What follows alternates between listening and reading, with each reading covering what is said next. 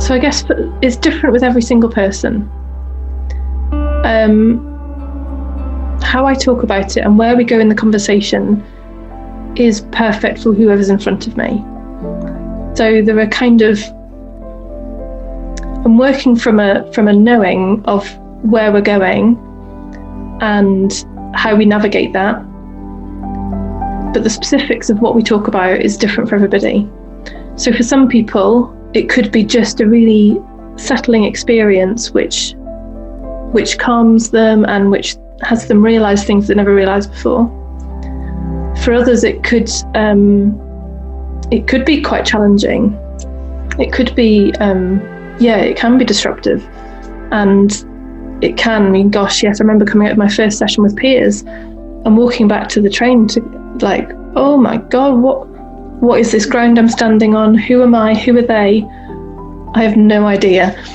So I guess it can depend, if that's what comes out, it can take a level of courage to be open to that and perhaps that's why often people will come to it after they've exhausted all other options, or if they're in a place where they're really disillusioned with life, because then there's like a readiness to go, oh, come on, there's got to be something else. There's a readiness to take that step.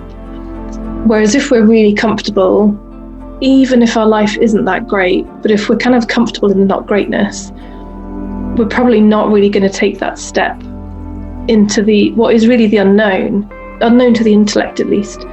And the intellect is where we've lived from all our lives since we were 5. So, or primarily. So it can feel like a bit of a leap into the dark, or a leap of faith to start to explore down this route. But I think, what's available beyond, and like you said, to really disrupt that identity, because it's actually the identity which keeps us trapped and keeps us stuck, because we believe it's right, we believe it's true, we believe it's who we are. I mean, even your point about I'm an extrovert, you're not really. So you might have some preferences and tendencies in that direction, but even the idea of extrovert introvert isn't true. And I've seen plenty of people who've been one or the other and who've actually just balanced out. So they might still have a preference more to one than the other, but they're fundamentally more balanced. That's one of the core things that comes from this work, is just that sense of inner balance, which leads to an outer balance in life. So my coach at the moment is a lady called Claire Diamond. So Claire with an A and Diamond with just an I, no A, just to be different. So she's my coach, and so I do a lot of work with her on a one-to-one and group level at the moment. She also has lovely writing, so she writes a blog and has written a number of books as well. On YouTube, who do I watch? So Rupert Spira is great in this work. Eckhart Tolle is great. Deepak Chopra. They're the kind of people. And then I actually pulled out a couple of books I'm reading at the moment. So this one that's partway through Galileo's Error. That was quite heavy going. I've got that far and I stopped.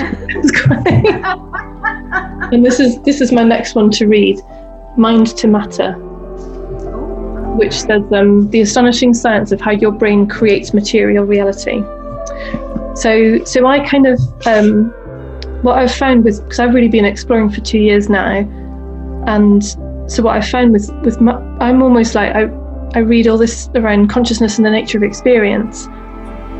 And I guess having gone up and down the spectrum of that river, the river went that way actually, didn't it?